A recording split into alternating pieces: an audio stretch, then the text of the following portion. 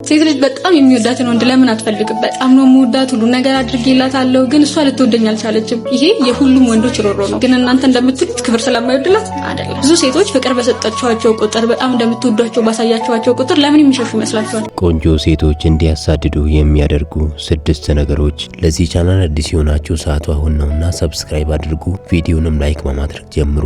አንደኛ፣ ቆንጆ ሴት የመንገድ ዳር አበባ ናት በላት።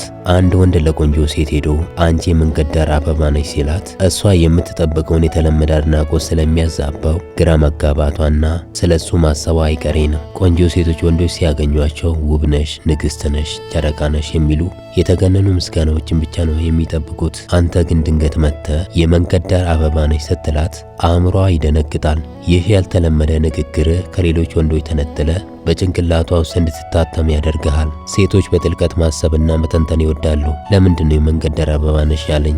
እየሰደበኝ ነው ወይስ እያደነቀኝ? ለምንድነው እንደሌሎቹ ያላቆላመተኝ? የሚሉ ጥያቄዎች በአእምሮ ውስጥ ይመላለሳሉ። አንድ ወንድ ደግሞ በሴት አእምሮ ውስጥ ጥያቄ መፍጠር ከቻለ ያኔ እሷን መግዛት ጀምሯል ማለት ነው። ይቺ ግራ የተጋባች ሴት መልሱን የምታገኘው ካንተ ዘንድ ብቻ ነው። ስለዚህ ስለ ጉዳዩ የበለጠ እንድታብራራላት ትፈልጋለች። አንተን በስልክም ሆነ በአካል ስታገኝ ለመሆኑ የመንገድ ዳር አበባ ነሽ ያልከኝ ለምንድን ነው ብላ ትጠይቃለች። ይህ ደግሞ እሷ ራሷ ውይይቱን እንድትቀጥልና አንተን እንድትከተል በር ይከፍታል። የመንገድ ዳር አበባ የመቀጠፍ፣ የመደፈር ወይም የሁሉም ሰው የመሆን እድሉ ሰፊ መሆኑን ስለምታውቅ አባባሉ ውስጧን ሊነካው ይችላል። እኔ እኮ እንደማንኛውም ተራ ሴት በቀላሉ የምገኝ አይደለሁም የሚለውን ማንነቷን ለአንተ ለማስመስከር እንድትጥር ያደርጋታል። ሳታውቀው አንተን ለማስደመም መሞከር ትጀምራለች። ሁለተኛ፣ ጓደኛዋን መጀንጀን። ቆንጆ ሴቶች ብዙ ጊዜ ብዙም ቆንጆ ያልሆኑ ሴት ጓደኞች አሏቸው።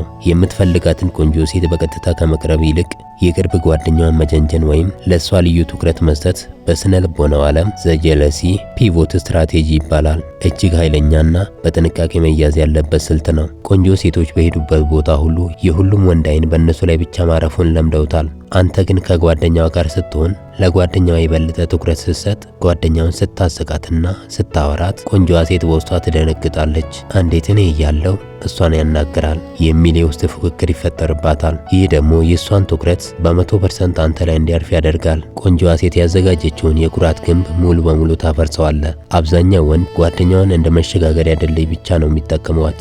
ጓደኛውን በትህትና ይዞ እሷን ለማግኘት ይለማመጣል። አንተ ግን በተቃራኒው ለጓደኛው እውነተኛ ትኩረት ስትሰጥ ቆንጆዋ ሴትም የወንድ በውበት ያልተንበረከከም ብላ በአንተ እንድትማረክና የአንተን ትኩረት ለማግኘት እሷ ራሷ መጣር ትጀምራለች። ሴቶች የቅርብ ጓደኛቸው የምትለውን ነገር በጣም ያምናሉ።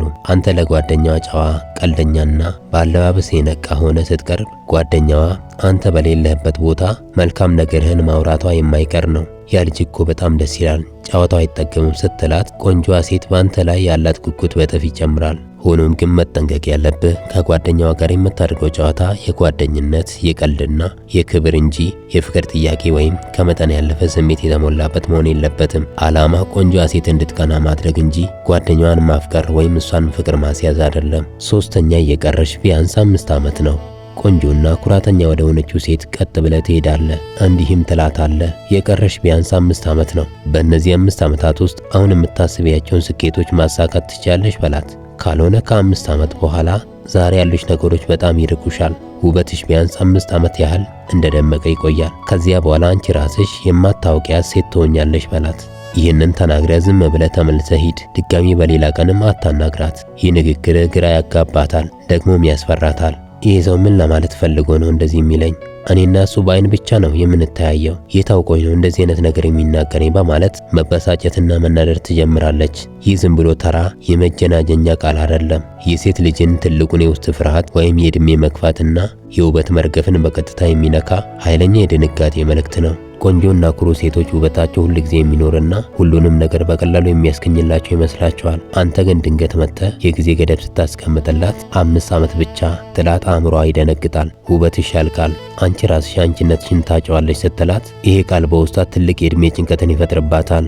በስነ ልቦና ጥናት ላይ ያልተቋጨና መልስ ያጡ ታሪኮች በአእምሮ ውስጥ ለረዥም ጊዜ ተቆልፈው እንደሚቀሩ ይታወቃል። አንተ ይህንን ተናግረ ድጋሚ ሳታናግራት ስትቀር አእምሮዋ መልስ ለማግኘት ይውተረተራል። ይሄ ሰው የህይወቴን ጉድለት እንዴት አወቀ? ስኬት አለማግኘቴን እንዴት አወቀ? በምንስ እርግጠኛ ሆነ? ለምንድነው እንደዚህ አይነት ነገር ተናግሮኝ ሄደው እያለች ሌሊቱን ሙሉ ጭንቅላቷ ውስጥ ስታወጣና ስታወርድ ታድራለች። ያ ስሜት ቀስ በቀስ ወደ መማረክና ያንን ሰው ወደ መፈለግ ይቀየራል። ንዴትና ፍቅር በጣም የተቀራረቡ ስሜቶች ናቸው። ከአንተ ቁጥጥር ውጪ መሆኗና ድጋሚ ልታናገራት አለመምጣት ንዴቷን ወደ ጉጉት ይለውጠዋል። አራተኛ ለአመታት ስትጠብቁ የነበረው ሰው እኔ ነኝ በላት። 100% እርግጠኛ ሁኚ። ለአመታት ስትጠብቁ የነበረው ወንድ እኔ ነኝ። መልሰሽ አታገኘኝም። ዛሬ የምጠይቅሽን ጥያቄ ደግሜ አልጠይቅሽም። ፍቅር አንዴ ከሆነ ጥያቄውም አንዴ ነው፣ መልሱም ደግሞ አንዴ ነው። ቆንጆ መሆንሽን አልነግርሽም። ለአመታት ይሄ ከብዙ ሰዎች ሲነገርሽ ኖረሻል። ይልቅስ የውስጥሽ ቁንጅና ከላዩ ቁንጅናሽ ይበልጣል ብዬ ስላመንኩ ለቁም ነገር ፈልጌሻለሁ በማለት ወዲያውኑ ተለያት። ይህንን ቃል ተናግረ ስትጨርስ የእሷን ምላሽ ሳትጠብቅ እሺ ወይም እምቢ እንድትል እድል ሳትሰጣት በተረጋጋና በከፍተኛ በራስ መተማመን በተሞላ እርምጃ ዘወር ብለህ ትሄዳለህ። መለስ ብለህ እንኳን እንዳታያት። እሷም ንግግሩን ሰምታ ስትጨርስ እዚያ በቆመችበት ትቀራለች። ልቧ በከፍተኛ ፍጥነት መምታት ይጀምራል። ምክንያቱም ቆንጆ ሴቶች ወንዶች ሲቀርቧቸውና ሲለምኗቸው፣ ስልካቸውን ሲጠይቁ ወይም ውበታቸውን ሲያመልኩ እንደሚመጡ ነው የሚያውቁት። አንተ ግን መልሰሽ አታገኘኝም ብለህ የህልውና ፍርሃት ለቀህባት ሄድክ። አእምሯ ሙሉ በሙሉ ይደነግጣል። ወደ ቤቷም ትመለሳለች። አልጋዋ ላይ ትተኛለች። ነገር ግን ያንተ ድምፅ ጆሮዋ ውስጥ ማስተጋባቱን አያቆምም። ለአመታት ስትጠብቁ የነበረው ወንድ እኔ ነኝ ያልከው ቃል ጭንቅላቷ ውስጥ ይመላለሳል። በአይን ብቻ ከምትታየው ወንድ እንዲህ አይነት ጥልቅና ድፍረት የተሞላበት ቃል እሰማለሁ ብላ ስላልጠበቀች አንተን ለማወቅ ያላት ጉጉት ከቁጥጥሯ ውጪ ይሆናል። ቆንጆ መሆኗን አለመናገር በትዕቢቷ ላይ የተሰነዘረ ትልቅ ጥበብ ነው። ሌላ ሁሉ ለውበቴ ሲንበረከክ ይህ ወንድ ግን ውበቴን ተራ ነገር አድርጎት እንዴት የውስን ውበት አየሁት ይለኛል ብላ ታስባለች። ሴቶች ሁሉ ጊዜ ውበታቸውን አልፎ የውስጥ ማንነታቸውን የሚያይ እውነተኛ ንጉስን ይፈልጋሉ።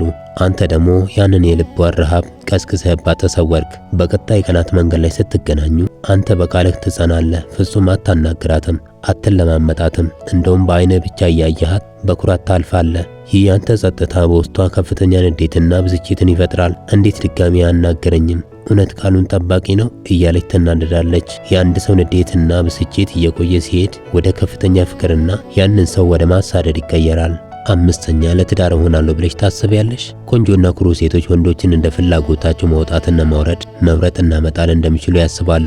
ወንዶች መጥተው እባክሽ ፍቅረኛ ሁኚ፣ እባክሽ እድል ስጭኝ እያሉ እንዲለማመጧት ነው የምትጠብቀው። አንተ ግን በተቃራኒው ለትዳር እሆናለሁ ብለሽ ታስቢያለሽ ስትላት መራጩና ፈታኙ አካል አንተ መሆንህን ታሳያታለህ። ጨዋታው ይገለበጣል። ጥያቄው አንቺን ላግኝሽ ሳይሆን አንቺ ለኔ ትመጥኛለሽ ወይ የሚል ይሆናል። ይህ ስልት በውስጧ ከፍተኛ የመነቃቃትና እኔ እኮ የምመጥን ለትዳርም መሆን ምርጥ ሴት ነኝ ብላ ለራሷም ላንተም ራሷን ለማስመስከር ትልቅ የውስጥ ፍላጎት ይፈጠርባታል። ይህ ጥያቄ ከተራ የፍቅር ጓደኝነት ከቀጠሮ ወይም እስኪ እንሞክረው ከሚል ጊዜያዊ ጨዋታ የራቀ ነው። ትዳር የሚለው ቃል ወዲያውኑ በአእምሯ ውስጥ ትልቅ ኃላፊነት፣ ክብርና የቁም ነገር መንፈስ ይፈጥራል። በአይን ብቻ የምታውቀው ወንድ ውበቷ ረግጦ አልፎ እንዲህ አይነት የከበደና የከበረ ጥያቄ ሰንዝሮባት ሲሄድ አንተን እንደ ተራ መንገድ ላይ ኃላፊ ሳይሆን የህይወት አጋር ሊሆን የሚችል አርቆ የሚያይ የጎለመሰ ወንድ አድርጋ እንድታይ ያደርጋታል። የዚህ ስልት ትልቁ ውበት ጥያቄውን ጠይቀሃት መልሷን ሳትሰማ ዞር ብለህ መሄድ ነው። ጥያቄ ተጠይቆ ሳይመልስ ሲቀር ከፍተኛ ጭንቀት ውስጥ ይገባል። ስለዚህ ይህንን ስልት በሚገባ ተጠቀምበት። ስድስተኛውና እጅግ በጣም አስፈላጊው ጥሩ የአለባበስና የንጽህና አጠባበቅ። ቆንጆ ሴቶች ለራሳቸው በትኩረት እንደሚሰጡ ሁሉ ወንድ ልጅም ለራሱ የሚሰጠውን ግምት ይከታተላሉ። የሚስማማ አለባበስ፣ ደስ የሚል ጠረን ወይም ሽቶ እና ንጽህናን መጠበቅ ሳታናግራት እንኳን እንድትማረክ ያደርጋታል። ይህ ያለምንም ቃል ወይም ንግግር ራስን የምታስተዋውቅበት ትልቁ መንገድ ነው። አንድ ወንድ ቆንጆ ሴትን ለማሳደድ ምንም ያህል በቃላት የመጫወት ጥበብ ወይም የስነ ልቦና ዘዴዎች ቢኖሩትም የመጀመሪያ እይታው ካልማረካት እሷን ለመቅረብ ያለው እድል በጣም ጠባብ ይሆናል። ቆንጆ ሴቶች ለራሳቸው ገጽታ፣ ለቆዳቸውና ለአለባበሳቸው ትልቅ ጊዜና ገንዘብ ያወጣሉ።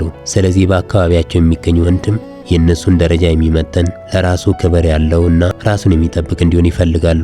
ንጹህና ስታይልህን የጠበቅ ስትሆን ይህ ወንድ ከኔ ጋር አብሮ ለመታየት የሚመጥን ነው የሚል መልእክት ሳታውቀው በአእምሯ ውስጥ ትከተዋለህ። የሰው ልጅ የማሽተት ስሜት ከትዝታና ከስሜት ጋር በቀጥታ የተያያዘ ነው።